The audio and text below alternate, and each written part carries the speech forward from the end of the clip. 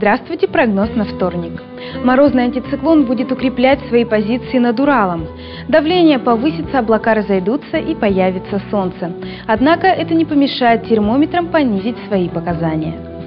В Челябинской области сегодня переменная облачность, преимущественно без снега. Ветер северо-восточный 3,8 метров в секунду. В Верхнем Уфалее днем минус 17. В Златоусте, Сатке и Троицке 18 градусов. В Южноуральске 19 ниже 0. В Магнитогорске и Карталах около 20.